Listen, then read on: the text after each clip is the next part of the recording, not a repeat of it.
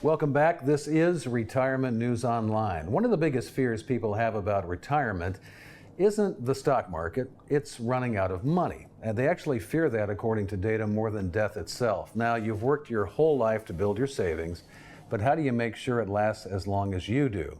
Here to join us and talk about this is Dolph Janis with Clear Income Strategies Group in Charlotte, North Carolina. Dolph, welcome back. I mean, why do so many people worry about this when they've been contributing and saving essentially for their entire working life? They get to the point where they're still worried about running out of money. Fear is natural. I mean, we all fear different things, and they go on about the fear of spiders, the fear of closed places.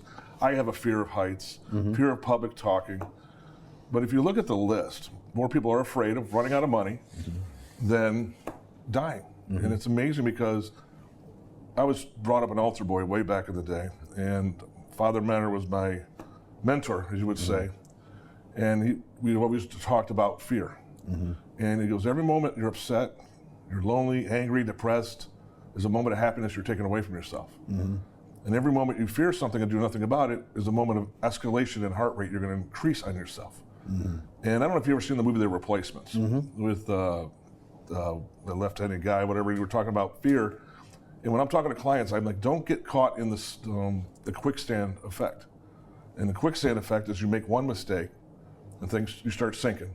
Then you start making another mistake, and before you know it, you're in over your head because you're in a quicksand.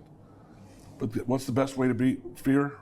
Tackle it, go after it, plan accordingly, have your money set for today, have your money ready for tomorrow, and that money, never money we talked about before, having that there, and you eliminate that fear of running out of money.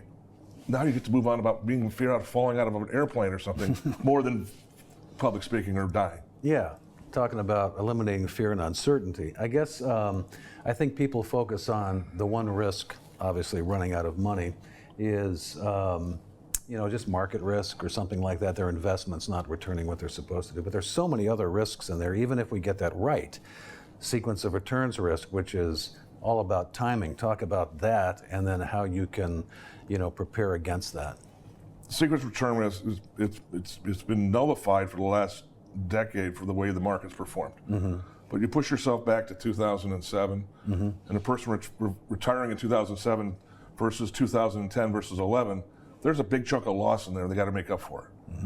And when you're talking about sequence return, you got to plan for negativity. And I hate saying negativity because you got to be positive when you're looking forward, but you got to have that plan in place of saying if something goes wrong, what are you going to do? It's like if we miss this airline because I only have a 30-minute layover, we miss this layover, what's our plan to go to the next level? Because a lot of times it's not when you retire, it's how you retire. Retire on the right terms, your terms, not someone else's terms. But also the biggest one, in my personal opinion, is longevity risk. And there's the one answer no one can ever answer. That's when am I going to leave this world? And some people leave it too early. Some last a long time.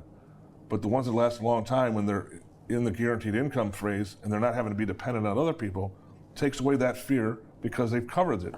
We have, in my book, Cross the Bridge Retirement, I have a whole chapter on crossing off the risks in your retirement. And the more risks you can cross off, guess what? A lot more time on a golf course or being happy with your family or doing something else than worrying about no money. Yeah, and some of the risks that I think a lot of people don't even consider policy risk. I mean, we've seen this with tax law changing. There's, I guess, another good example would be healthcare risk, because a lot of people get into that Medicare is going to cover everything. But hey, what about long-term care? It doesn't cover that. So you have to kind of look at all of them, don't you? Yeah, it's a big puzzle. You got to put one piece at a time, and fearing the unknown or being worried about the unknown and not tackling the unknown is all going to become unknown to you. You don't think you're going to get sick because nobody in your family ever got sick, but someone sneezes in Washington these days and it affects the whole country. Somebody sneezes in another country, it affects what happens here. There's so many intangibles out there that we've never gone through. We're not going to get political by any means, but because all the changes with Medicare, the Social Security Reduction Act coming up in a few years, the talk about Medicaid changes, the healthcare program with the new bills that are coming out, we don't know what's going to happen in the next 5 to 10 years. So what do? Sit back and wait, see what's going to happen? Or you start making your plan now and say, hey, long-term care costs are out of this roof, but there are plans out there that you can include long-term care costs at a minimal price to your budget, and now you're covered there as well. Yeah. Again, checking off the things one at a time. You got to approach every single one of them, Scott.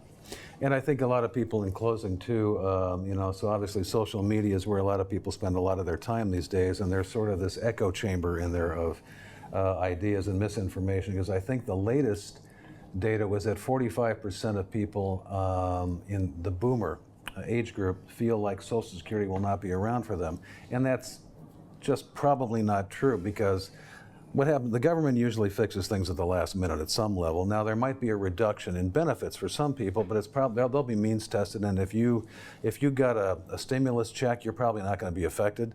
But on the other hand, I mean, we're spending a lot of time having to counteract what people think is going on that's not really going on, and they're making decisions based on misinformation and water cooler talk. Does that make sense? Oh, I couldn't agree with you more, because social media is, and this AI generation that we're living in now, is like, is this AI or is this actually someone talking? Then you have all these influencers out there, and it's like every influencer has a different way of telling you something.